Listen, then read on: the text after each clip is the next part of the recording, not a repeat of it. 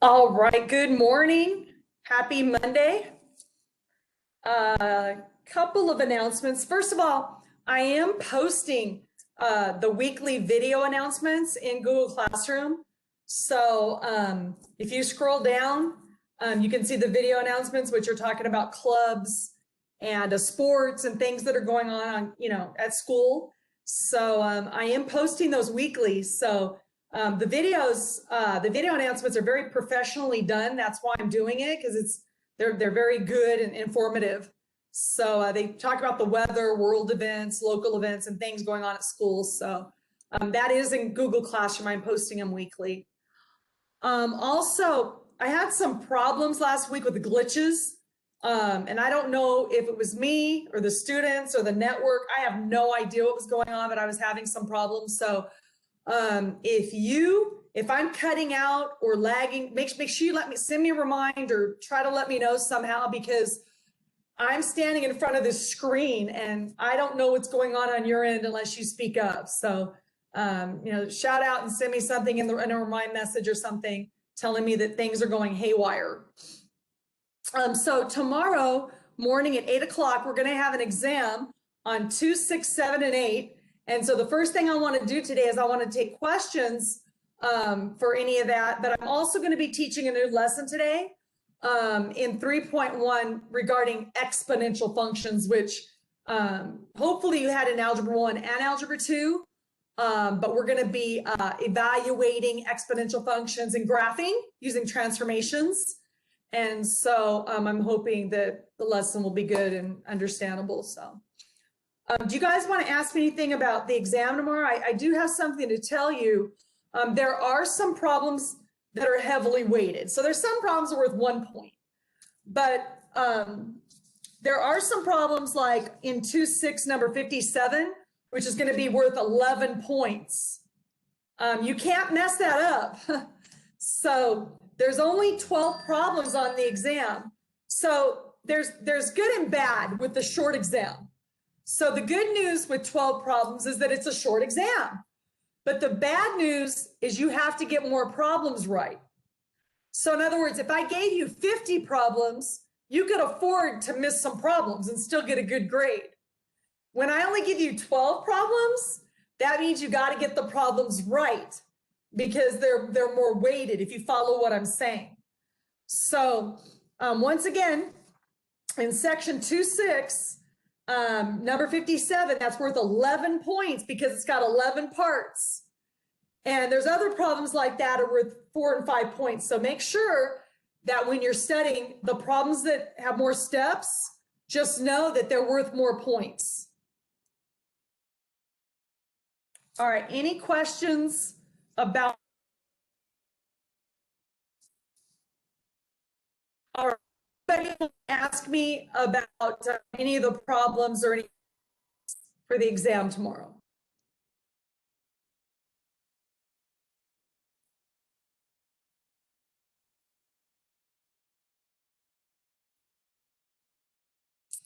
Well, you want to make absolutely sure that you're doing the globe problems, because if you're not studying the globe problems, you're not going to know what the 11 steps are for number 57. So you want to make sure you're working the globe problems and you understand the steps and how to input answers. Okay, last call. Anybody want to ask me about anything for the exam tomorrow?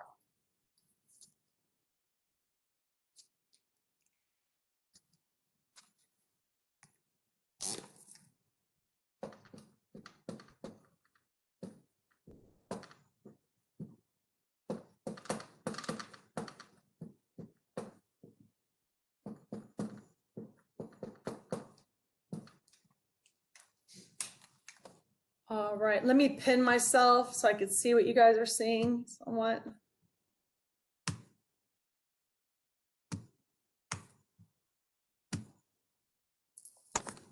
Okay. So today I'm going to teach 4 objectives, and we're going to be looking at exponential functions. So the first objective is you're going to evaluate. Now we've talked about this word a lot. Let's see if you can remember. What does solve mean?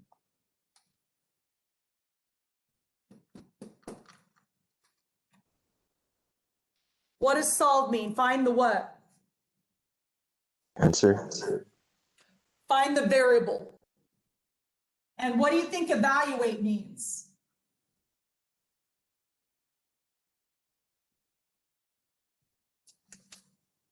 Evaluate means find the number.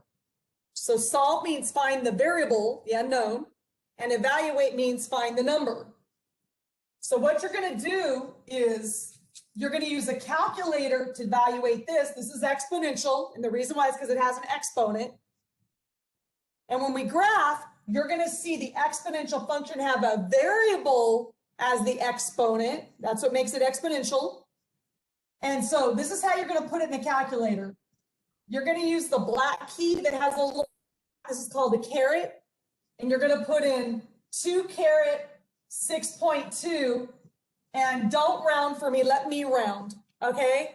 All right, so put this on the calculator, please. 2 caret 6.2, and tell me what you get. I do not know the answer for this, by the way. I need you to put it in the calculator.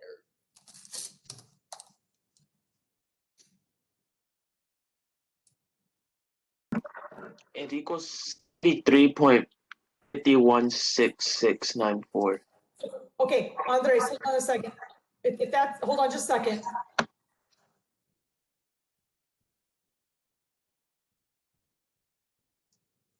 Can you repeat that again?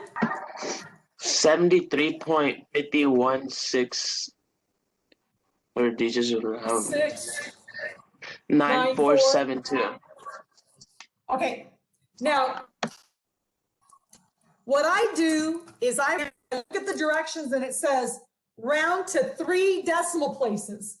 Now 3 decimal places means to the right of the decimal.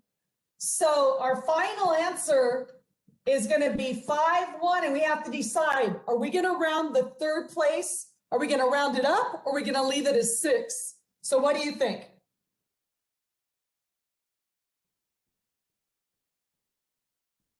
Am I going to leave it as a 6, or am I going to round up to 7? Round up to 7. Yes, why? Because the 6 is greater than 5. Yes, thanks. I don't know if that's you, Paige, but good job. You see this? See the number next to it? It's just exactly what she said. Since this is 5 or greater, you're going to round up to 7. Now, if this number right here was less than 5, you leave it as a 6. Okay, let's do a couple more.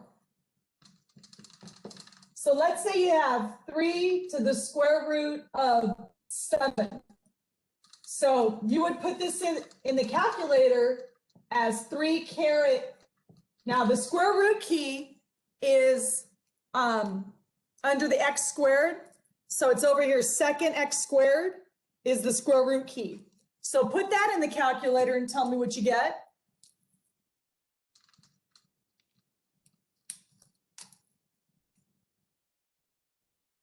Three caret square root of 7. Make sure you close the parenthesis and tell me what you get.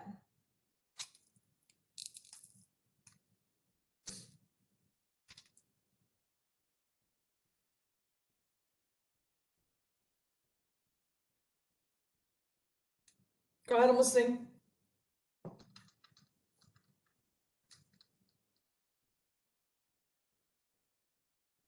$18.2955.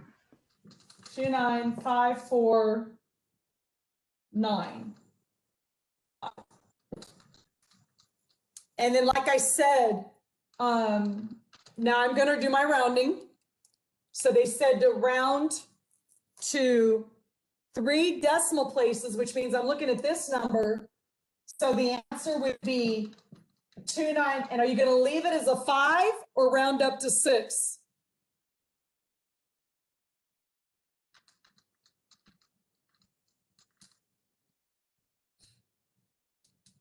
Leave as a 5.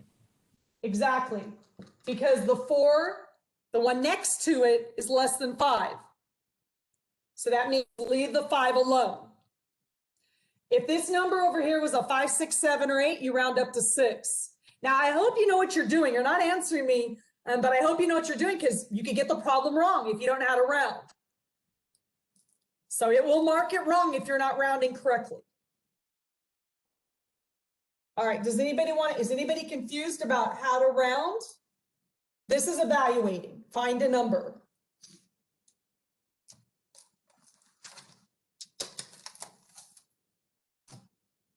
No?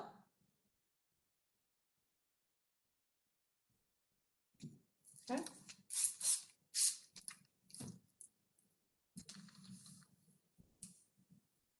So that's objective 1.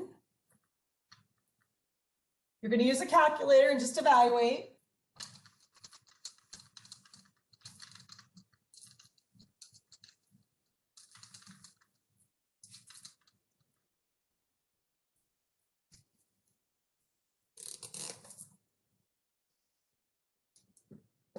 Now, objective 2 is graphing exponential functions.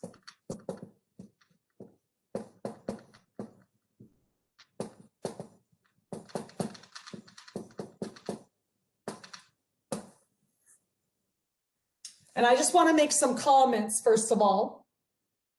I included in your assignment the transformations for the quadratic. So recall the quadratic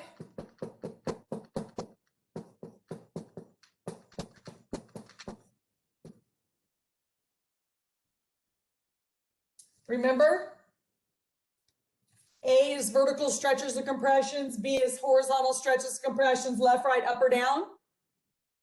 Well, your exponential function looks similar. It looks like this.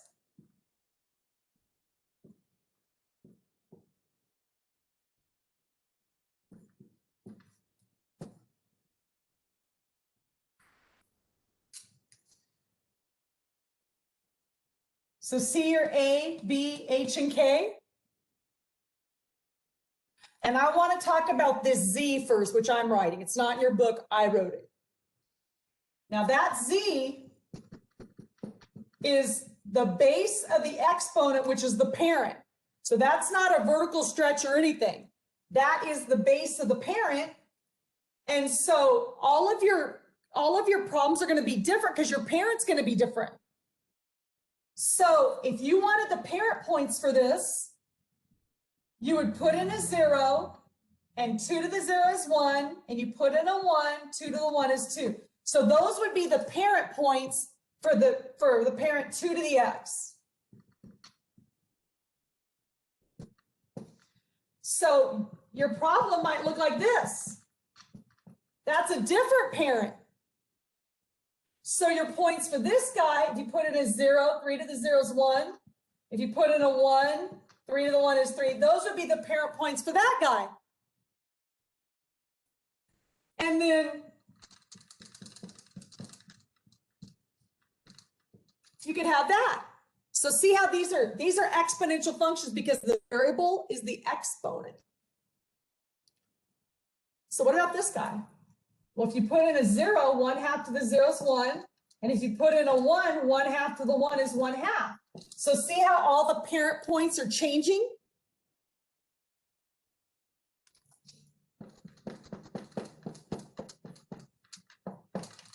So even this guy, if you put in a 0, 1/3 to the 0 is 1. If you put in a 1, 1/3 to the 1 is 1/3. Now, guess what? These two are called exponential growth.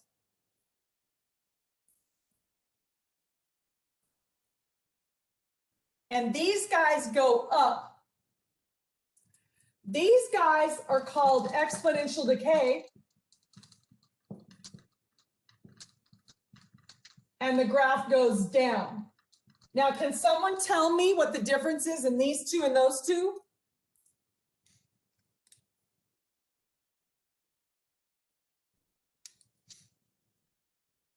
The decay is fractions. Yes, exactly. The decay is proper fractions. And to be completely accurate, between 0 and 1. So anything that's like 2/3, 7/8, 11/12, 1/2, a fraction between 0 and 1, it's going to fall. And that's called exponential decay. If it's any number like 2, 2.5, 2.7, 3, 3.5, that's growth and it's going to rise. So really all you have to remember is that the decay is a proper fraction between 0 and 1. And since I see your book is using the parent as B, I'm using the parent as Z. So the parent has to be between 0 and 1. And the reason why I'm not using B is because I want you to see the horizontal stretch or compression. They're probably not going to do that, but I wanted you to see it because it really is there.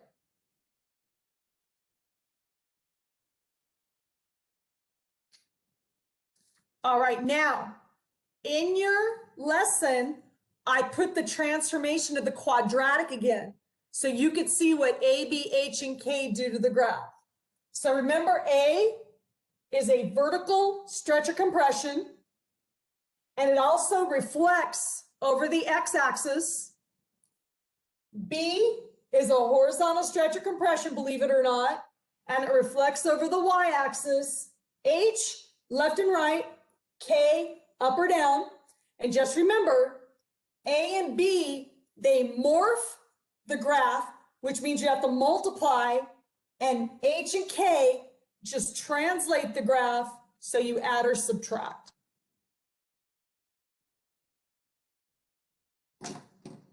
Okay, now, I'm going to erase these.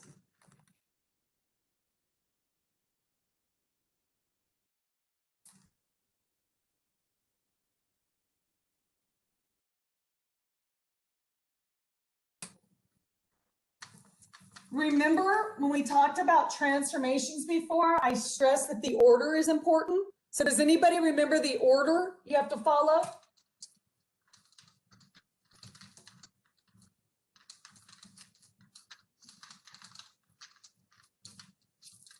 Well, if you don't follow the order, you're going to get the wrong graphs. So I'll write the order up again. So write it down, please, so you have it.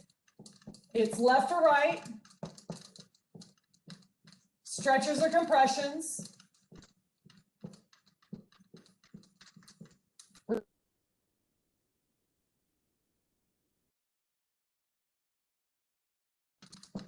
And up and down. Make sure you follow the order. You're going to get the wrong graph.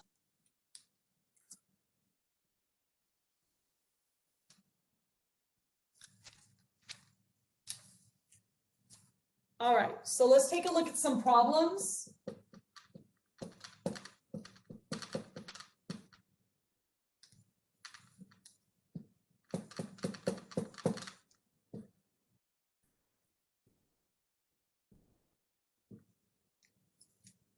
So this is an exponential function because the variable is the exponent. The base is the parent. So the parent, that's not a vertical stretch. So if you wanted to write 1 times the parent minus 0 plus 1. So A is 1, B is 1, H is 0, and K is up 1. So the parent is 2 to the x. It's the most basic graph. And we know that this is going up because it's exponential growth. And your parent points would be, if you put in a 0, 2 to the 0 is 1. If you put in a 1, 2 to the 1 is 2. And what would be the transformation, you guys? What is the transformation of this?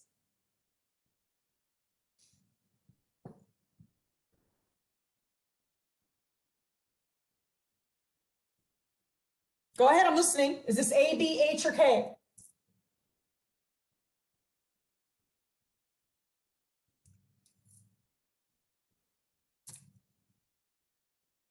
Is it A, B, H, or K? That's a K. The one is a K. Right. So it'd be up 1. So up 1 would make that a 2, and up 1 would make that a 3, and you graph. Now, there's just one more thing I have to tell you, is that all exponential functions have a horizontal asymptote that starts at y equals 0.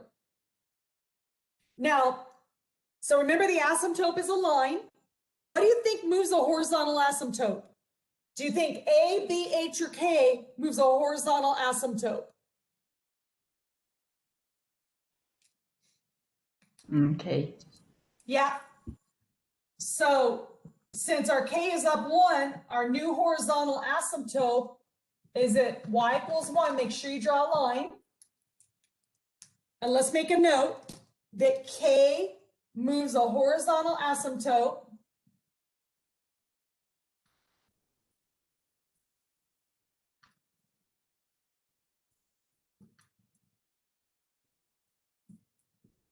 so if you had -7, this would be y equals -7. If you had +5, it would be y is equal to 5. Now, you always want to draw it, and you always want to make it dotted because it serves as a really good guide. So here we go. You're going to go 0 up 2, and you're going to go right 1 up 3. And see this little sketch I drew? This helps me to know how to graph.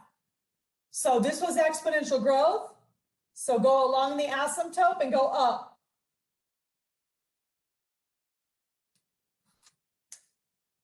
So your domain would be forever left and right. And your range would be up from 1, up forever.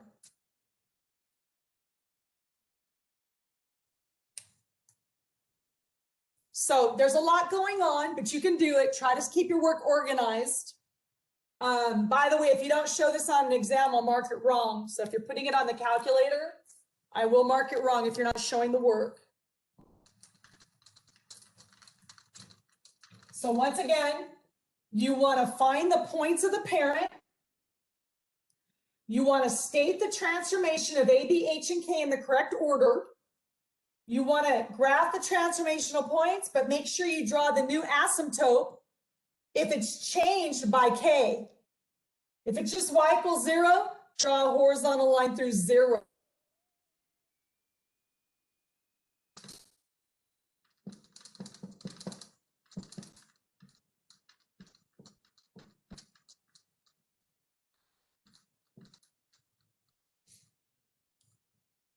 So first of all, this is exponential growth again, because Z is the parent, and the parent is 3 to the x, the most basic graph.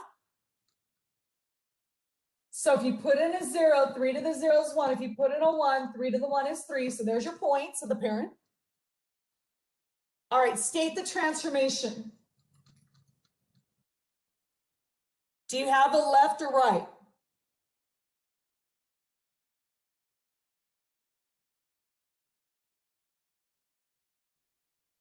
You have a right.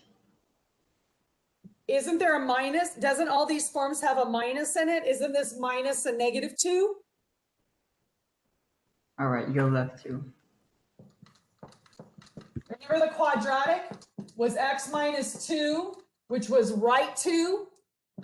And when it's plus, it's left 2. That's right 2, left 2. Remember? Remember all the forms have a minus?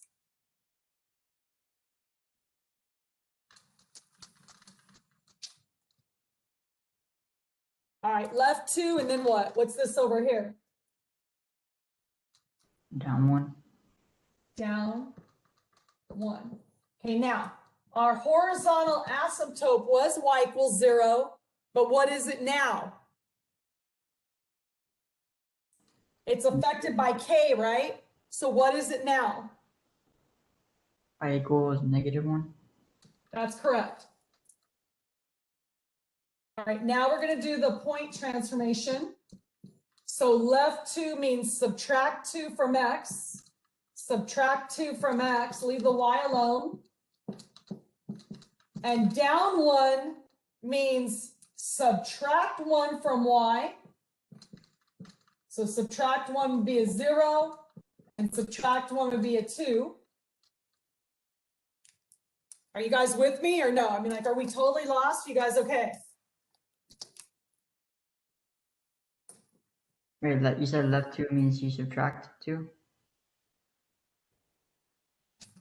Left 2 means subtract 2 from the x, right? So 0 minus 2 is negative 2. Subtract 2 would be negative 1, right? Oh, okay, thank you. Down means the y. So you're subtracting 1 from the y. Subtracting 1 from the y. Remember, left means left h, left and right. That means x, right? Y means up and down. X means left and right. Y means up and down, right? Yes. Okay.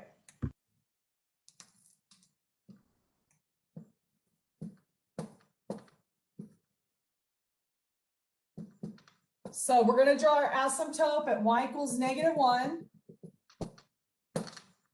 And we're going to graph left 2, 0.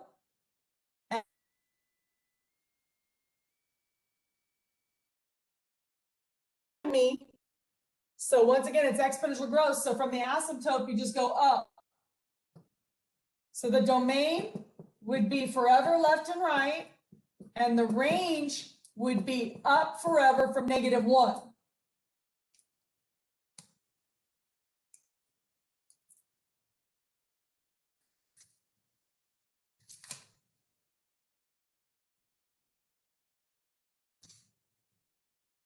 So once again, make sure you get the parent points. Make sure you're able to read the transformation in the correct order. Make sure you're able to do the point transformation and get the asymptote right.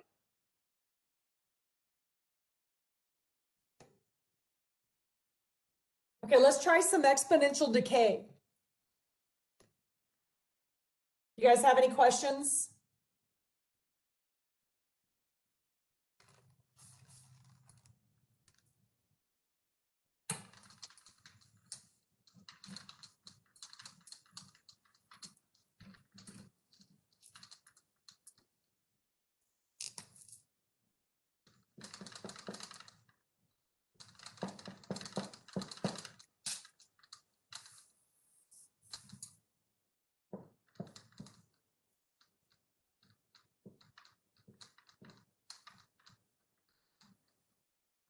Now, I'm going to put a negative in front. So watch. The parent is 1/2 to the x. So I know that this is decay. And that negative means I'm going to reflect it over the x-axis, because isn't this written like this?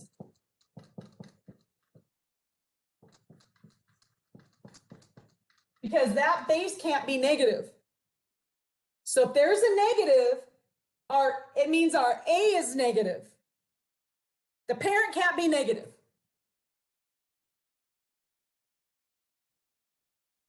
So in this case, our A, which is a reflection over the x-axis, is negative.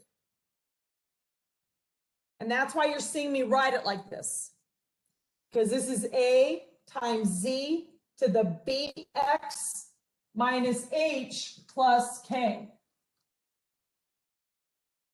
So my points are going to be 1/2 to the 0 is 1. And if you put in a 1, 1/2 to the 1 is a half. We have no K, so the asymptote stays at y equals 0. So what's the point transformation? State the transformation, what would it be? And remember, 1/2 is the parent, so it has nothing to do with 1/2. So you're going to go left and right first. So what would it be? What in the right order? What would it be? What are the two things? Right 3. Right 3, and what's that? Reflect over the what? X. The X, right? Right? Reflect over the X? Yes.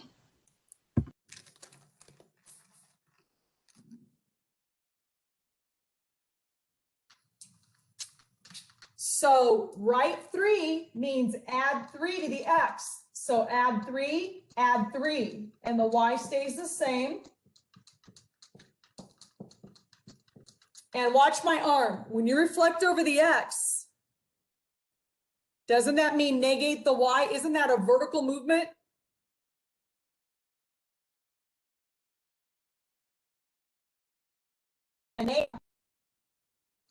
Now look at my picture here. I have exponential decay, but when I reflect it, shouldn't it look like that? Yes or no? See, this little picture is going to help me. Because when I reflect it over the x-axis, shouldn't it look like this now? Yes. Okay, so watch. I'm not going to get confused. I'm going to draw my asymptote at y equals 0. It's a line, put arrows. I'm going to graph the points, right 3, down 1, and right 4, down a half. And it's like, oh, what do I do with that? I look at my little picture. See my picture? So can I just go up and run along the asymptote? You see how I'm doing that by looking at my little picture? So the domain is forever left and right, and the range is down forever up to 0 open. But this is a stupid little thing, and I didn't always teach it this way. But make sure you draw yourself little pictures so you know what you expect your final graph to look like. So all I did was say, this is exponential decay, it's falling. If I reflect it over the x-axis, I don't care about the right 3. I don't care about up, down, left, right. I care about things that are changing, flipping the graph. So reflect over x means reflect it over the x, so it should look like that.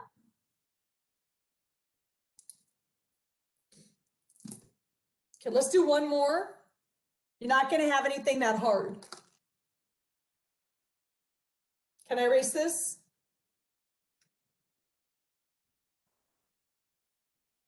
Questions?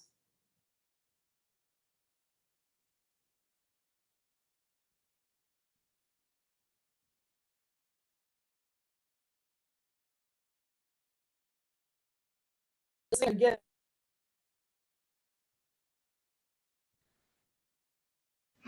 I kind of got it.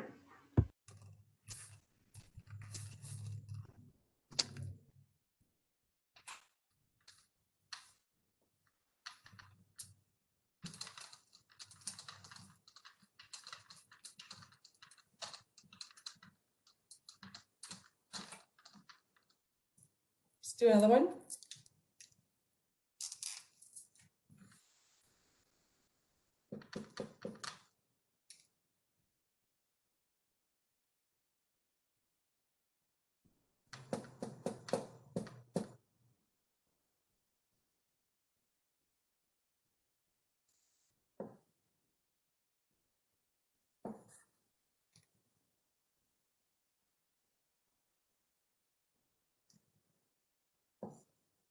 Got to be careful. Yeah, this might be a little crazy, but we'll see what happens.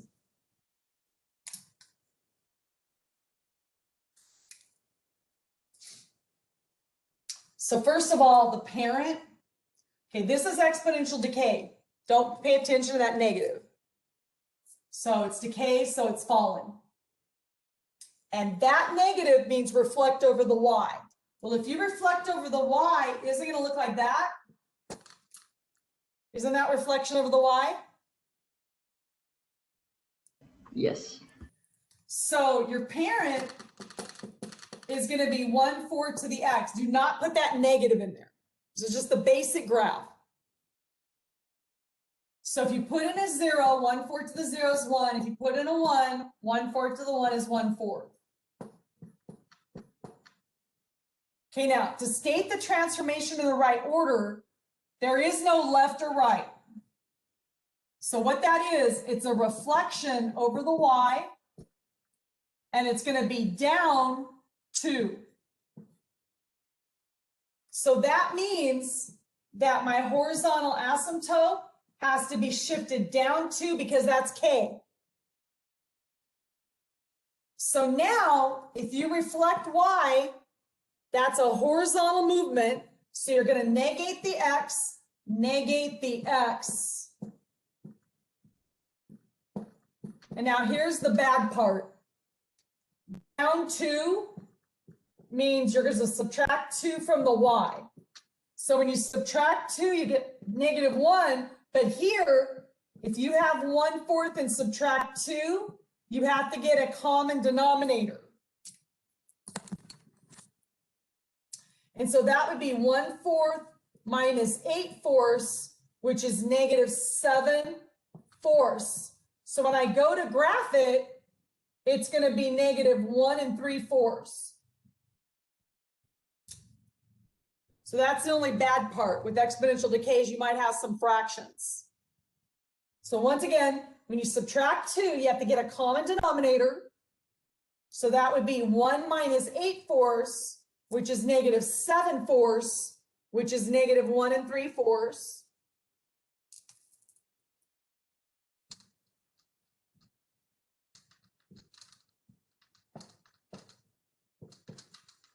So you're going to draw your asymptote.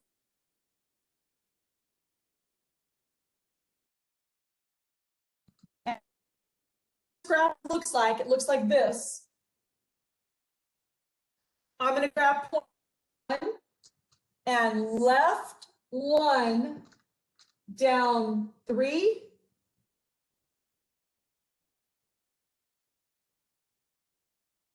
So something's wrong. 0 down 1, left 1. Oh no, I'm sorry. Left 1 down 1 3/4. So that would be 1 3 out of 4 parts. And remember that it looks like this. So it's going to run like that. So my domain would be forever left and right. And my range would be up from -2 up forever. Now, -2, y equals -2, that's right. Now, I did not always teach this over here, but by drawing these little sketches, it helps you to graph your final graph. So I do encourage you to draw these little pictures and send.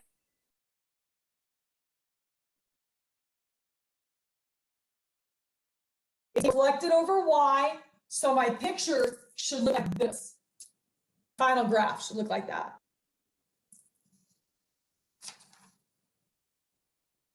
All right, now that's the graphing. Anybody want to ask me any questions?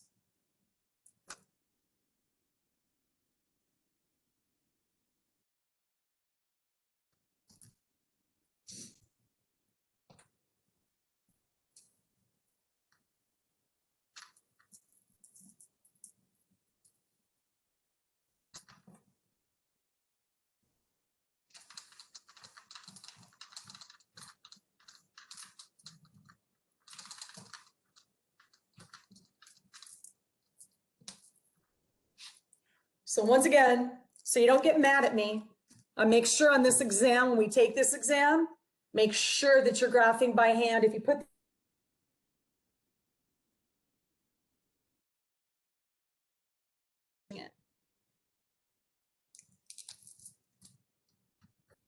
Okay, the third objective, evaluate functions with base E. Now, you guys, E is a number like pi. It is used in science, and later on you're going to see me use this number in banking. But this number, it's about 2.7. And it's actually on your calculator. So if you look at your calculator, you see where second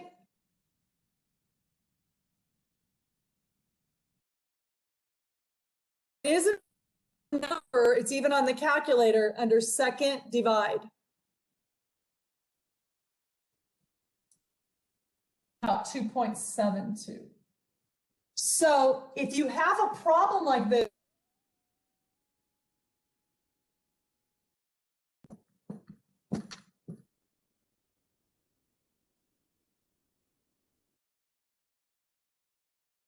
just put the E number in the calculator and then you put in whatever they want. So on the calculator, you would put E caret 7.2. So can you guys do that? Give me the answer and I'll do it. So what's E caret 7.2 and what do you get?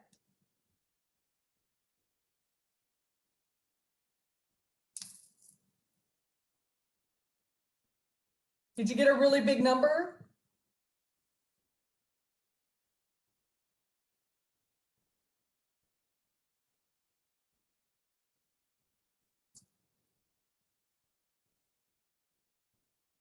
What'd you guys get?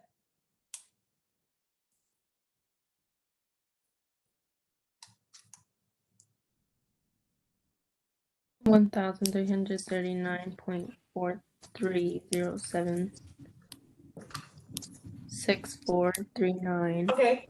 Okay, that's good enough. Thanks, Paige. Okay, look at I want you to round to 3 decimals. This would be 1339.43. Now you're gonna make that 0 a 1 or you're gonna leave it as 0 if they want you to round 3 decimal places to the right. You make it a 1. You make it a 1. Okay, so that's evaluating. So what if they wanted you to graph?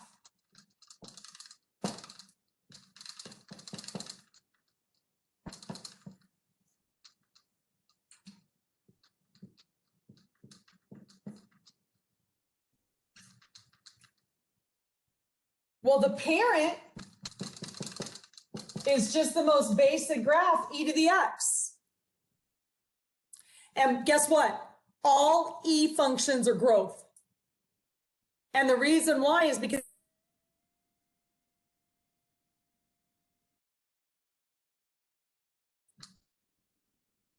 so if you put in a 0, e to the 0 is 1. And if you put in a 1, you get e, which is about 2. Right? E to the 1 is about 2.7. Yeah? E? E to the 1 is E, 2.7. Yep. All right, so we have a horizontal asymptote at y equals 0, but we have an up to. So what does this change to? Y equals -2. -2? I thought there was a negative with H. There's no negative with K. So isn't that just up to? Up to, right? This is right 1 up 2, correct? All right. The screen, my screen's kind of blurry, so I thought it was negative. Okay, no problem. All right, so the right order would be right 1 up 2. So here we go.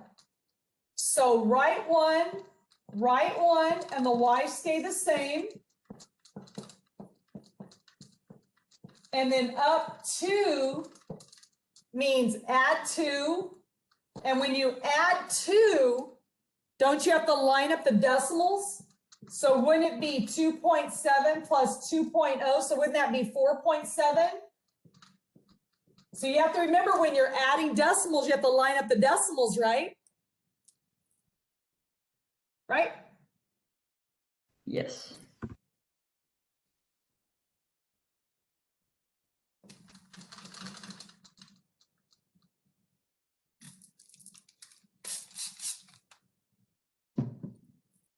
So this graph should look like our parent because we didn't reflect or do anything weird. We just moved right and up.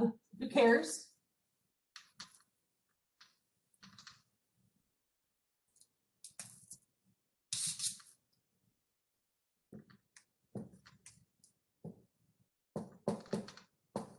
So we're going to draw our asymptote at y equals 2 and make sure you put arrows on it because it's a line. You're going to go right 1, up 3, and you're going to go right 2, up 7 out of 10 parts. So you're going to go right 2 and up.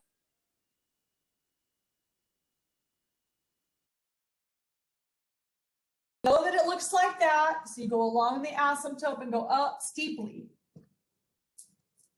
So our would be all real numbers, and our range would be everything up from 2.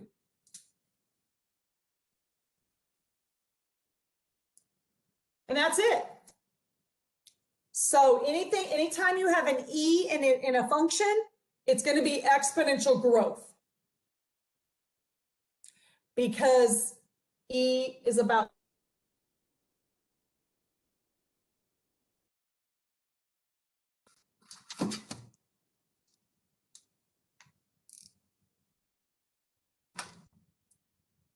all right, now I have one more objective, and this is a real life problem involving banking.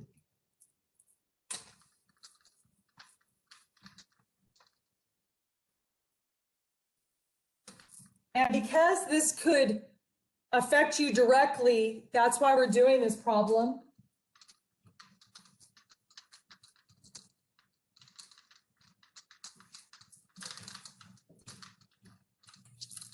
So when you make big purchases like buying a house or a car, normally you don't pay cash. Nobody has that much cash. You know, nobody has $320,000 for a house. Nobody has $30,000 for a car. So what you do is you take out a loan. Now, you don't get to do this for free. They charge you interest. So for example, I just finished paying off one of my cars, but I didn't pay what I paid for the car. I had to pay more because I had to get a loan that was over 5 years. So they call this stuff interest. So when you borrow money, you have to pay interest. People do it all the time. Now, the same thing happens when you put your money in the bank. The bank has to pay you interest for borrowing your money. So for example, if you put $1,000 or $100 in the bank for 6 years, let's say, and you don't touch it, when you go to get your money, you're not going to get $100. You're going to get more because they had to pay interest for borrowing your money. See, this is why millionaires stay millionaires. A millionaire puts $1 million in the bank, and guess what?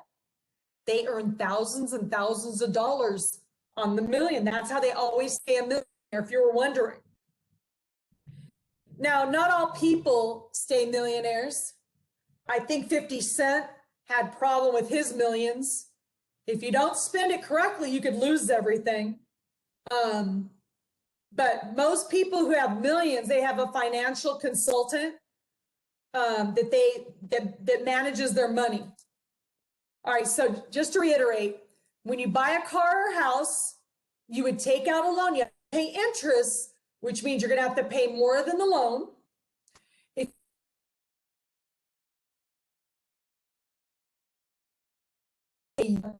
For letting them borrow your money over a period of time. All right, so let's take a look at this. So this is the fourth objective, and this is compound interest formulas.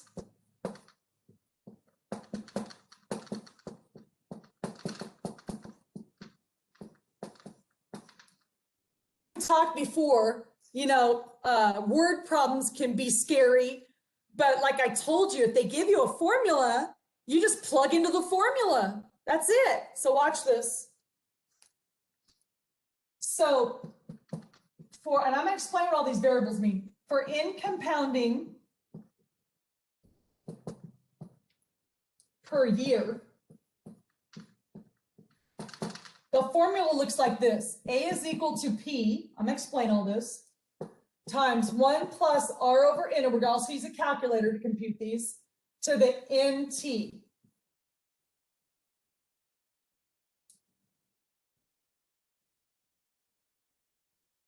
The other formula is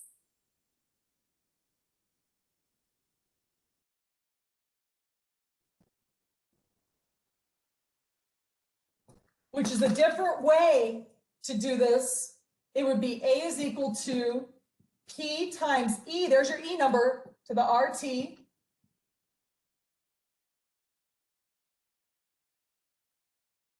What will mean in a minute, but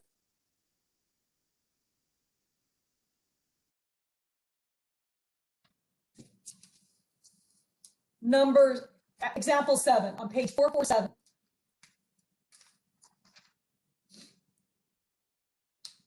All right, now invest means you're going to put money in, okay? All right.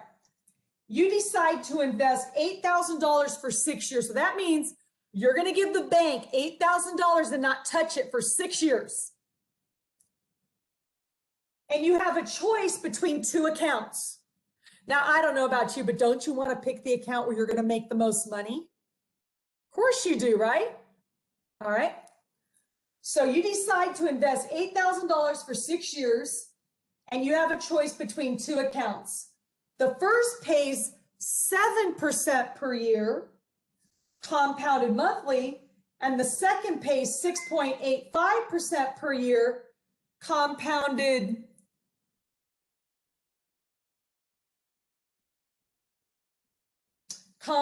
continuously. All right, so let me write down this information.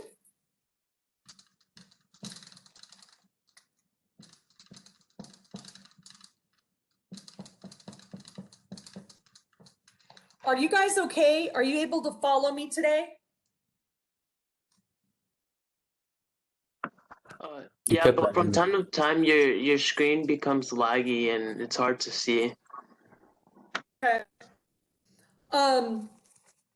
In the future, tell me at the beginning so I can get out and come back in and see what's going on. So I'm going to come right back. I'm going to get out and I'm going to come back and see if that helps.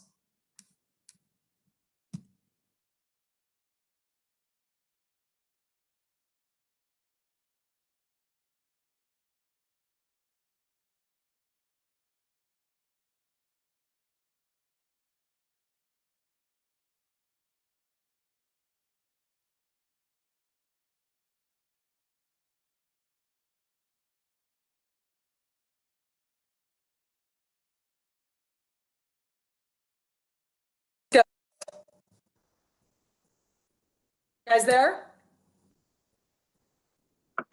Yeah. Okay.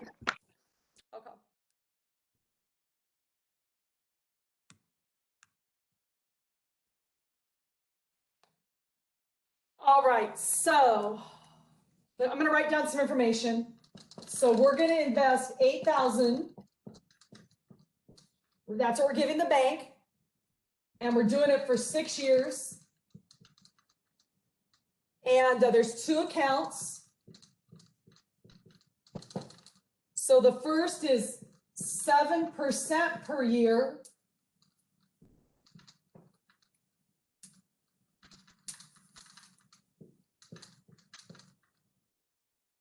Compounded monthly.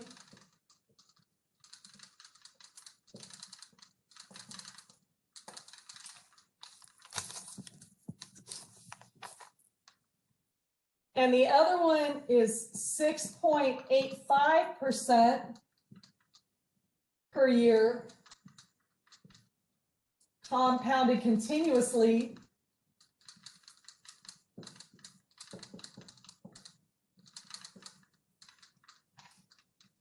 Which is better? And like I said, don't you want the one that makes the most money? Is it any better right now? Is it still lagging? Are you guys okay? It's okay right now. Okay, thank you.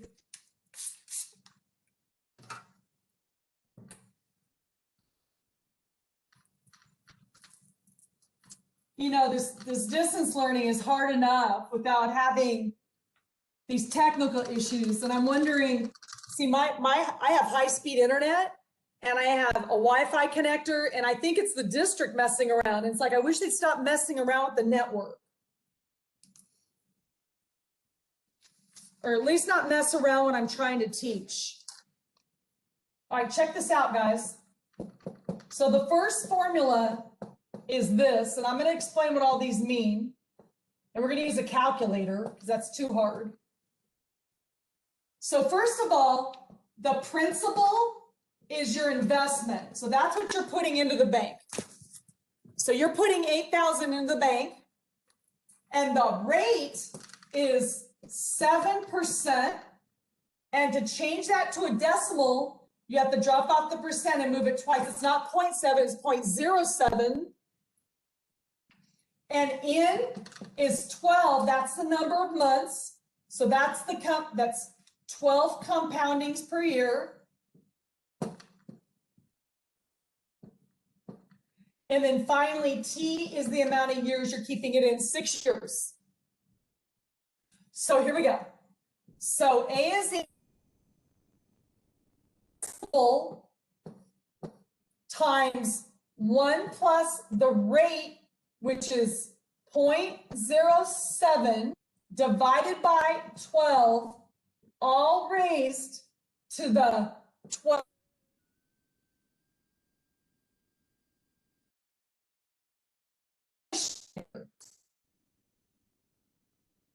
The first thing you're going to do is you're going to take point and divide by 12 and hit enter. Then you're going to add 1 and hit enter. And then you're going to use the caret key and raise it to the 72nd power and hit enter. And then finally, you're going to multiply by 8,000 and hit enter and tell me what you get.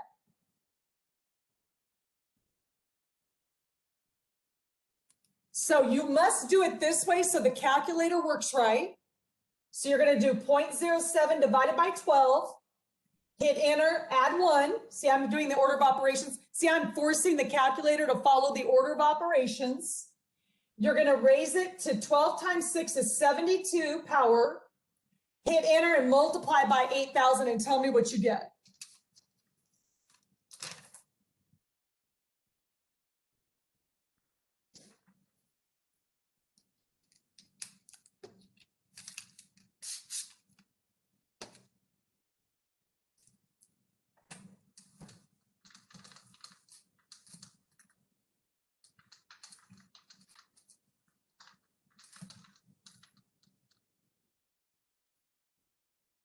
Did you get it? Tell me what you got.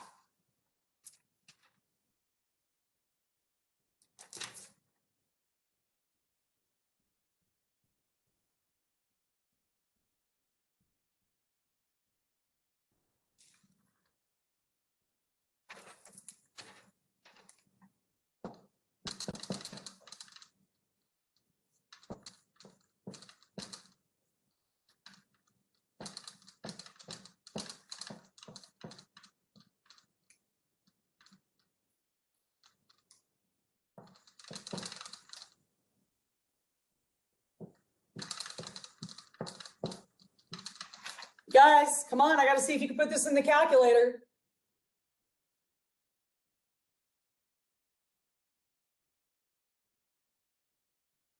It's 12,000 something. What'd you get?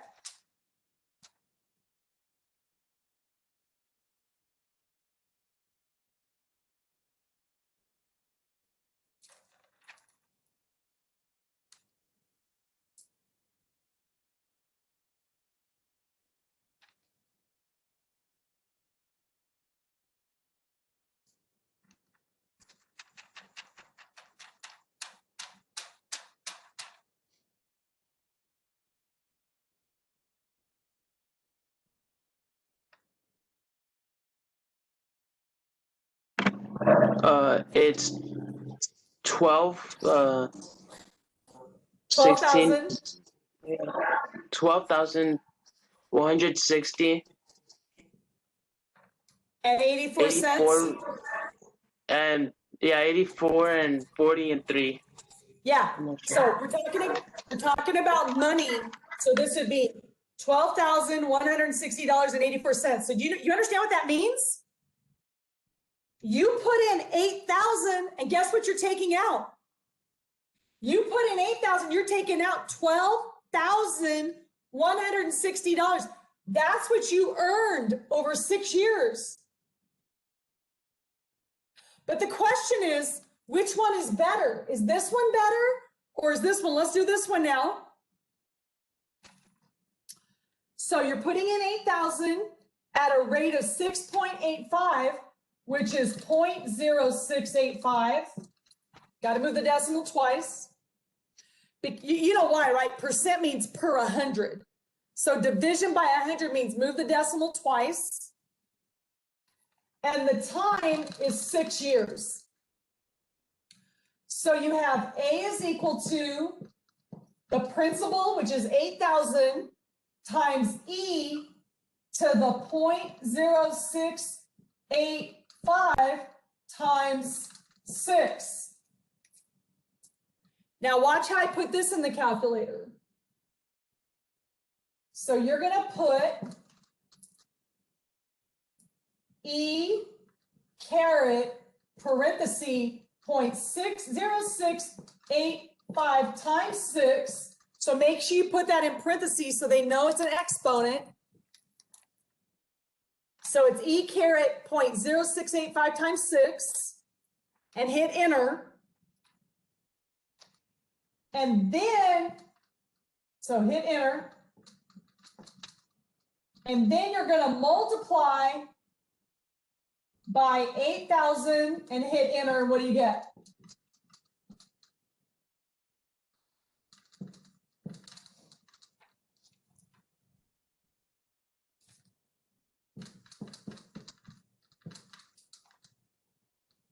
So E caret parenthesis 0.0685 times 6, hit enter, multiply by 8,000 and tell me what you get.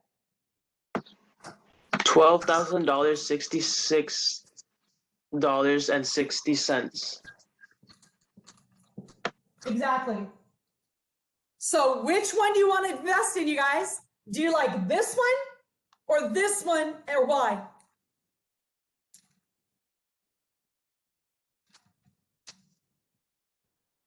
The first one because you get like 100 more. Exactly.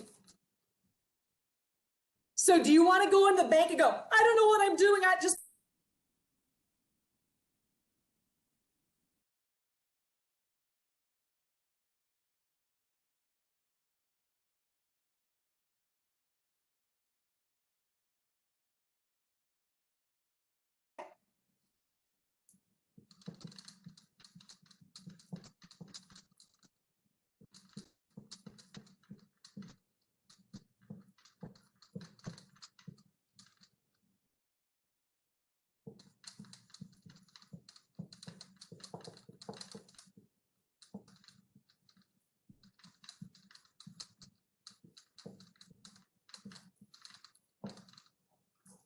So the question was, which one's better?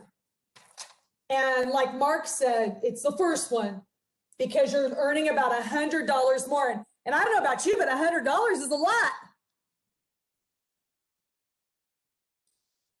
So you can earn more on the first investment.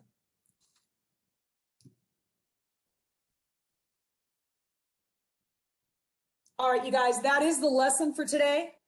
I just want to wish you luck on tomorrow's exam. I hope you've been studying for it, but make sure you work the globe problems so you know how to enter the answers correctly. Make sure you show your work on paper.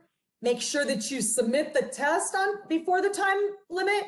Make sure you submit your scratch paper before the time limit.